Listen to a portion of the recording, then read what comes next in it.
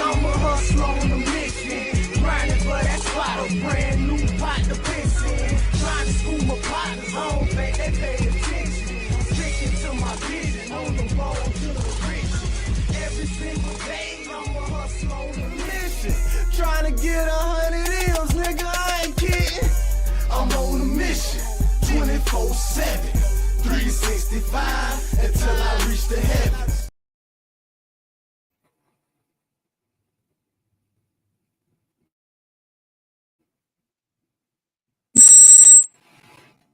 Damn. My bad. Oops, my bad. Bro, I just dropped this whole fucking ass. Man.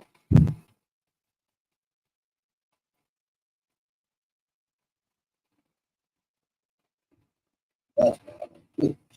That's fucking right.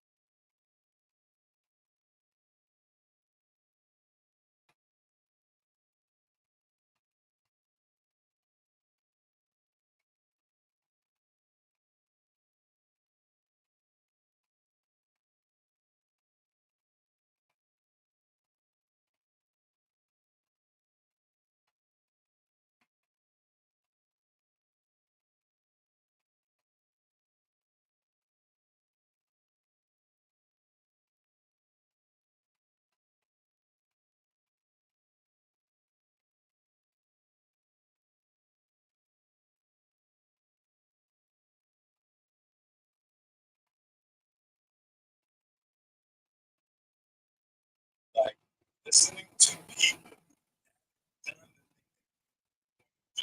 and ingesting the poison of their ignorant opinion that makes you crazy. Taking advice from somebody.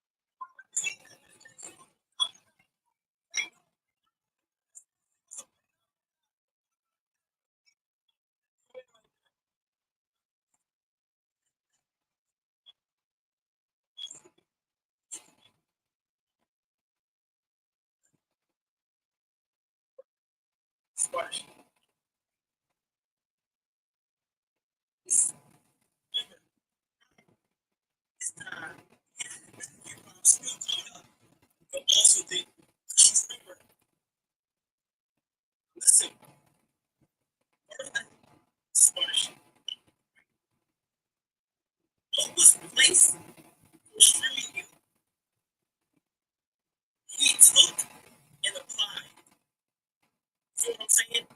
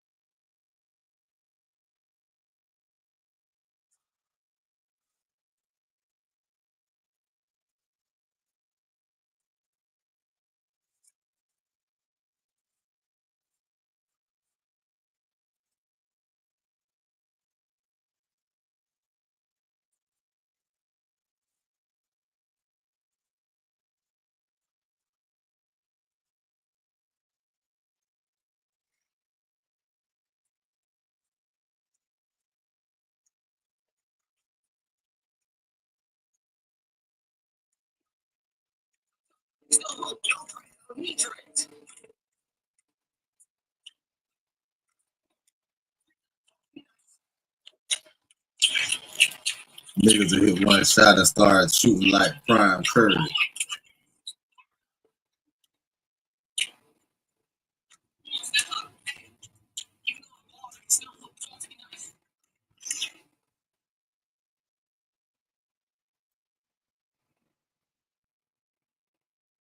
Oh my God. No.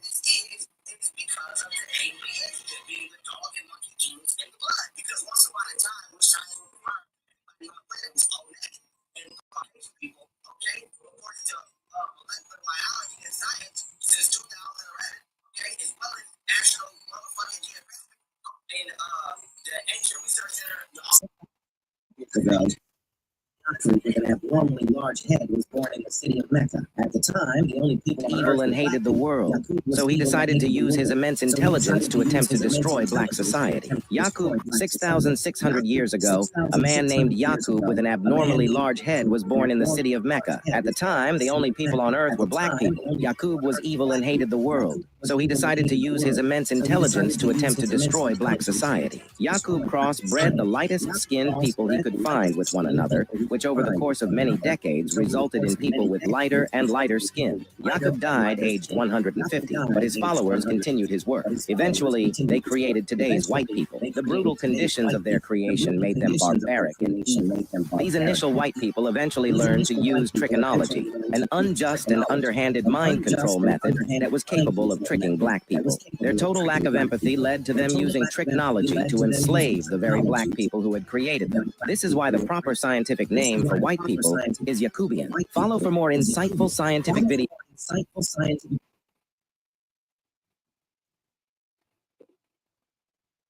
So the nigga was born with a big head. And niggas just, I can see it now. Niggas was roasting the hell out of his ass. He like, I hate these niggas. I grew up with these niggas.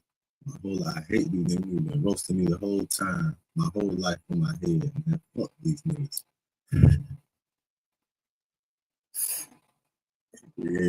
It created everything good. Like, damn, that's crazy.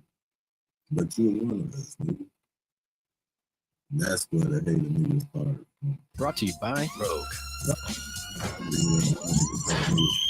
Come on, Charles, let's go! What is that? Work, Tom! Work faster! Yeah, Tubi. Imagine, if you will, a time when the very idea of race didn't exist. A time when human differences were seen through the lens of culture, geography, and social class, rather than the stark labels we use today. Our story begins not in the lecture halls of modern universities, but in the crucible of human evolution. All human life began in Africa, where our ancestors with richly pigmented skin, perfectly suited to the relentless tropical sun, set the stage for what would become one of the most astonishing journeys in history. As these early hominins ventured out of Africa, the environments they encountered forced them to adapt. In the cool, dimmer climes of northern latitudes, natural selection nudged our skin to lighten, a gradual, almost poetic transformation that allowed for better vitamin D synthesis in regions with scarce sunlight. It is a change that, over tens of thousands of years, would contribute to the superficial differences we now notice among people. Yet, let's not jump to conclusions. There's a twist here. The term white people, as we know it today, isn't a label handed down by nature as genetic decree, but rather a construct forged by historical forces. In the ancient world of Greece and Rome, for instance, skin color was noted but never used to divide humanity into rigid, opposing groups. Citizens were defined by their language, culture, and legal rights, rather than the hue of their skin. What a relief it must have been then not to be saddled with the modern baggage of whiteness or non-whiteness, right? The real metamorphosis of the idea begins during the early modern period. As European explorers set sail and colonial empires expanded, the world started to be seen through a new, often dangerous prism, that of race. Intellectuals and pseudoscientists of the 17th and 18th centuries, think Johann Blumenbach and his contemporaries, began to sort humanity into neat categories. They marveled at the ideal features of Northern Europeans, a group they soon dubbed Caucasians, while simultaneously labeling others with disparaging epithets. These classifications weren't merely academic exercises. Yeah. That's not what I was looking for.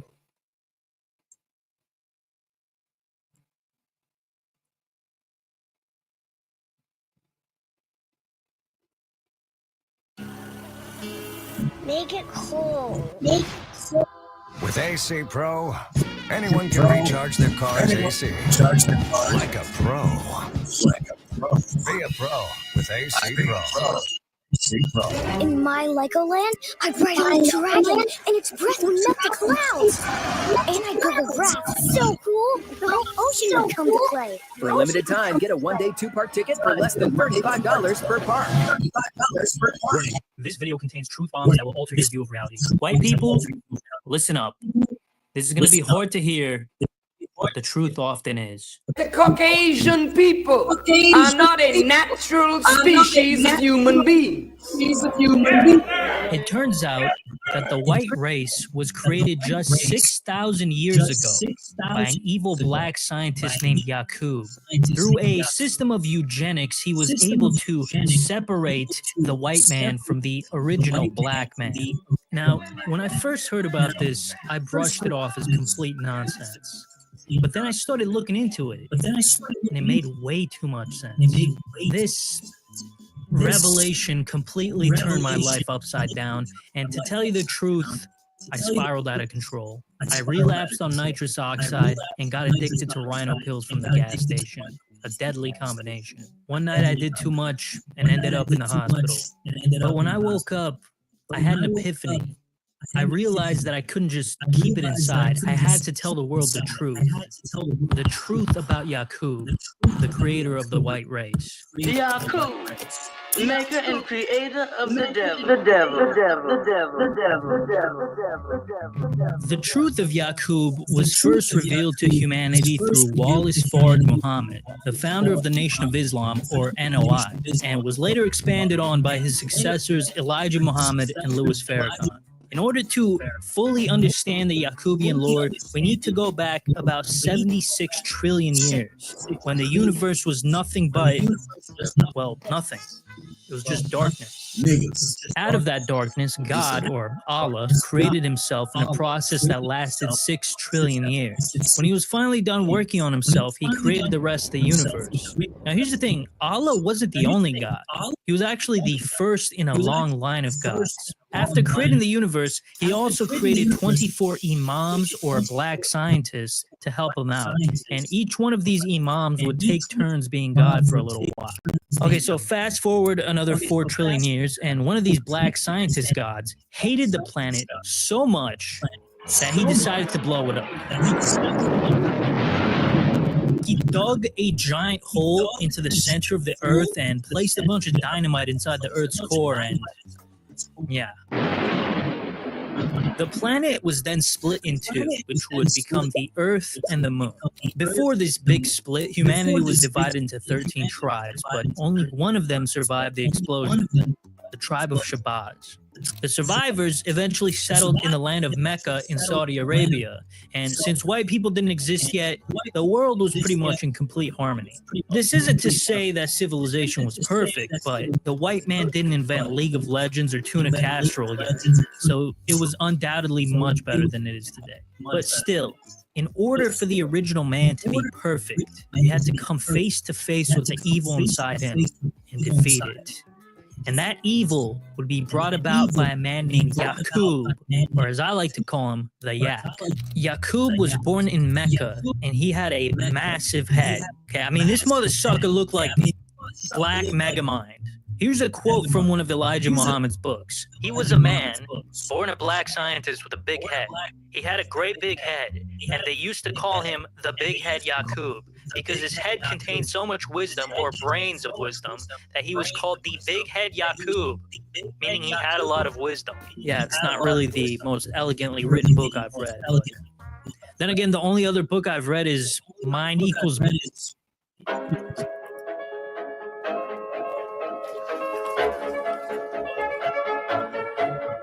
Throughout these time-honored grounds and revered spaces, legacy blown by Matthew Santoro, so I don't really have much to go on. By age 6, the Yak had already decided that he was going to take over the world.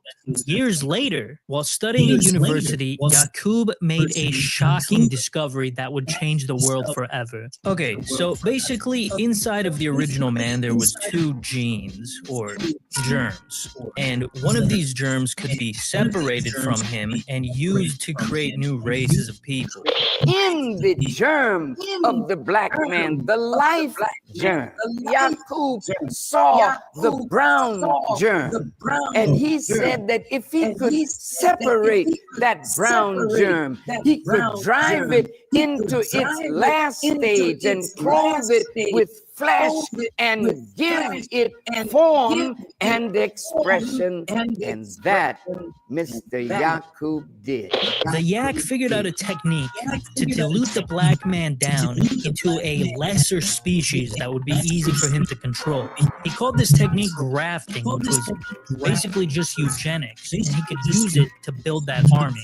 At age 18, he started recruiting people to help him get started with his experiments. So he basically started a cult and would entice people by telling them that they would have riches and slaves beyond their imagination. Before too long, Yaqub had a following of tens of thousands, but he also started getting the attention of the police, who considered Yaqub and his followers a threat. So they started rounding them up and throwing them in prison. All the jails in Mecca were overflowing with Yaqub's disciples. When the king of Mecca got word about what Yaqub was up to, he wasn't surprised at all. You have to understand that all of Yaqub's actions were predicted long before his birth. This is Oki. He's one of the world's foremost experts on Yaqub. 8,400 years before Yaqub's birth, the wise black scientists prophesied that one of their own would bring devils onto the earth, who would rule the planet for 6,000 years.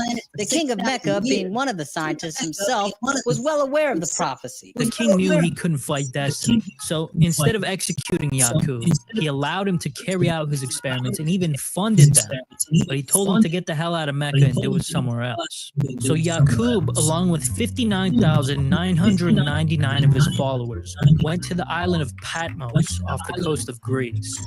Once on the island, Yaqub got together a team of doctors, engineers, and scientists to figure out the best way to create a new race. Next week, something big is gonna go down. All right, I don't want to spoil anything, but tune in. They implemented a strict system of eugenics, where darker-skinned babies would be eliminated and only the light-skinned ones could reproduce. This is also believed to be the origin of Planned Parenthood. Wow, look at that. It's time. to talk about the sponsor of today's video, Display. Now, as a big fan of putting stuff on my wall, I am super excited to work with Display. They make these gorgeous metal posters that absolutely do right eugenics. With each new so much cool stuff on it. Right, eugenics. With each new generation, people's skin got lighter and lighter. After the first 200 years, the brown race was created from the black. This is your Arabs, your Turks, etc. 200 years after that, the red race came to be. This is your Indians, and also your Indians, the other type. According to Nation of Islam lore, Native Americans were expelled from India 16,000 years ago for breaking the laws of Islam.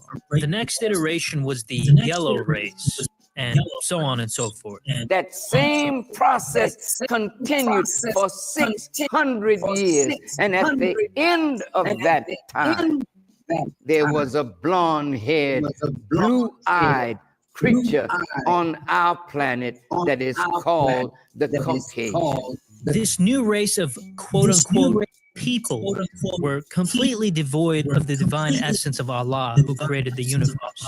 The evil conditions that brought them into the world made them naturally prone to aggression and violence. With each passing generation, the Yakubians became more and more psychopathic. And as if that wasn't bad enough, they were also taught tricknology.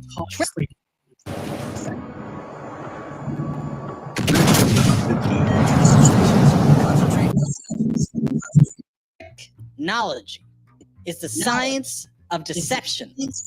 The white devils used this practice to deceive and manipulate. It was through technology that the white man was able to divide and conquer Africa and the rest of the world. When the new race of whites went back to Mecca, they immediately started causing problems. Friends started turning on each other, wars began to break out, and everybody was having gay sex. It was complete chaos. So the king deported the devils to the Caucasus Mountains, where they became even more feral. For 2,000 years, these Caucasians continued to devolve. They stopped wearing clothes and lived in caves, and they ate nothing but raw meat. The Neanderthals that we learned about in school are actually these people. Eventually, they would make their way west into what we now call Europe, where they invented the practice of gooning. Some of the whites, tired of living like savages, tried to graft themselves back into the black race, but they were too stupid to figure out the science and turn themselves into gorillas instead. According to Elijah Muhammad, all monkeys and apes come from this 2,000-year period. At the same time this was going on, Imam Shabazz, aka Abraham, like the one from the Bible, traveled from Mecca into Central Africa with some of his followers so that he could toughen them up for the hard times that were ahead. This was when black people started getting curly hair because of the rough conditions of the African jungle. And that's why we associate Africa with black people today. After 2,000 years of living like savages, Moses tried to civilize the white devils. He taught them how to read, how to wear clothes, and how to season their food. But the whites were so evil that Moses was having a hard time controlling them. And at one point, he got so frustrated that he blew up 300 of them with dynamite. Eventually, he was able to get through to them somewhat. And with Moses' guidance, the Caucasians began their dominion over the earth. Just like it says in the book of Revelation, "Behold a pale horse, his name is Death, and hell followed with him. Power was given unto him over 1/4 of the earth, to kill with the sword and famine and disease." Just look at the evils the white man has done since he was grafted onto the world. Slavery, nuclear weapons, Emily in Paris. Hoki's right. White empires have been invading, enslaving, and colonizing the rest of the world for thousands of years now. I can't think of any other race of people who have done that. And you guys are probably asking yourselves, why? Why did the black man need to suffer so much at the hands of these devils? Well, it's simple. It's so that the original man can finally purge all evil from himself and become perfect like God. Or at least that's my understanding. But listen, at the end of the day, I'm just some Yakubian schmuck whose brain is cooked from years of nitrous abuse. So I can't really understand this stuff too well. But here's Louis Farrakhan's explanation. Why are you going to allow all this suffering? Because it's going to manifest human nature to its fullest, and it will test the people under evil to see whether evil is as productive in their lives as good. So that at the end of this experiment, each of them will know that evil is not the way that they should go, but you must choose righteousness. Luckily for the black man, his suffering will soon come to an end, because Allah will come back and bring an apocalypse on the white man. Every devil on the planet will be wiped out, and the black man will take his rightful place as ruler of the earth. In fact, we're living in those times right now. The countdown to Armageddon started 400 years ago with the pirate and slave trader John Hawkins. Hawkins is one of the pioneers of the transatlantic slave trade. But what John Hawkins didn't realize is that by bringing the black man to America, he was bringing in a Trojan horse. He was bringing about his own destruction. Just like it says in the book of Genesis, know for certain that for 400 years your descendants will be strangers in a country not their own, and that they will be enslaved and mistreated there. But I will punish the nation they serve as slaves, and afterwards they will come out with great possessions. What this means is that after 400 years of slavery in America, a new God will come that will teach the black man his history and set in motion the destruction of Babylon, aka the United States. And in 1877, that man was born. Wallace Fard Muhammad. According to the NOI, Wallace was Allah himself in the flesh. And not only that, but he was the most powerful God in history, aside from the one who created the universe, of course. Now, you might be noticing a huge problem here. This guy is not black. Like, he's clearly Italian or something.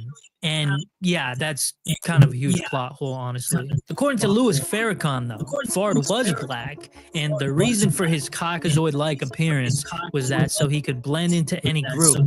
But it's impossible to confirm the truth about this man's identity, because he is one of the most mysterious people in history, and I am not exaggerating. There have been entire books dedicated to trying to figure out this guy's true identity. If you ask the Nation of Islam, he's from Mecca. According to the FBI, he's from Portland, and his U.S. Census papers say he's from New Zealand. Others say he's from Pakistan or Turkey. And even his real name isn't known because he went by a number of different names, including Wallace D. Farad, Muhammad Ali, and Willie Ford.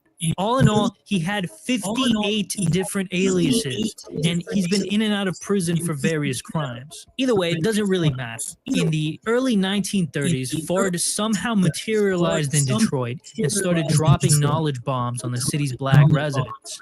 After a little while, he started to pick up a decent amount of followers, including one Elijah Poole, who would later be known as Elijah Muhammad, a prophet in the Nation of Islam. In 1934, Fard would completely disappear after one of his followers killed somebody. Robert Harris, a high-ranking official in the Nation of Islam, killed a man by hitting him on the head with a tire iron and then stabbing him in the heart on an altar as a sacrifice to God. The police blamed Fard for the murder, and he briefly went to jail before completely dropping off the face of the earth. Or should I say, rising up off the face of the earth? Because according to Elijah Muhammad, the messenger of God himself, Fard boarded a giant spaceship called the Mother Plane and left Earth to go do some God stuff. The Mother Plane is a planet-sized spacecraft that will eventually come back to annihilate the white race. This is the same craft that Ezekiel saw in the Bible and mistook for an angel. All of the UFOs and flying saucers people keep seeing, those are just smaller ships that live inside the Mother Plane. Wallace Fard Muhammad will soon return on the mothership and bring the end of the white race. So, guys, I'm sorry, but if you're white, your days are numbered. You, Yaku, are the bearer of 9,999 diseases. Now, guys, I was originally going to end the video here, but just when I thought I knew everything there was to know about Yaqub, my world got turned upside down again. I learned about a book called The Holy Tablets that holds even more knowledge about Yaqub. Now, I tried to buy this book off Amazon.com, but it costs about $900 American dollars, which is a small price to pay for divine knowledge, but I owe so much money in back taxes and child support, I couldn't possibly afford it. Fortunately, after hours of scouring the deep web, I was able to find a PDF of the Holy Tablets. And honestly, I had a hard time understanding it, so I tried to reach out to Oki again, but unfortunately he had been arrested for emulating Nintendo games, so I was on my own for this one. The Holy Tablets were written by a guy named Malachi Z. York, the founder of the Nawubian Nation. According to Wikipedia, York is a black supremacist and also a convicted child molester and pedophile. Now, this could be true, or it could just be more Yakubian propaganda, so I'll leave it up to you to decide. Malachi Z. York took the story of Yakub and injected it with meth. I think that's the best way to describe it, okay? If you thought what we've been talking about so far is crazy, you ain't seen shit. So buckle up, because it's going to be a wild ride.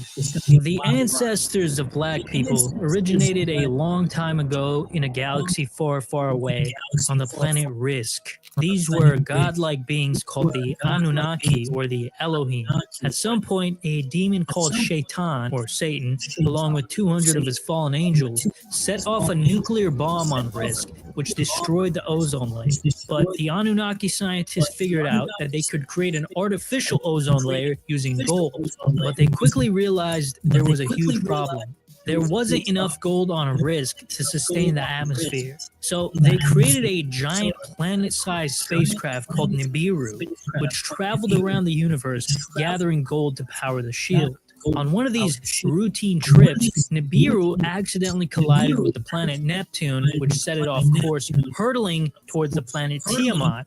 The leader of Tiamat, an alien known as Kingu, was alarmed by the giant spacecraft and waged an intergalactic war with the Anunnaki, which they lost. Some of the Anunnaki got together. I'm not gonna care. We finna start this over. I missed some shit. I've been running around doing some shit. I'm gonna reboot this.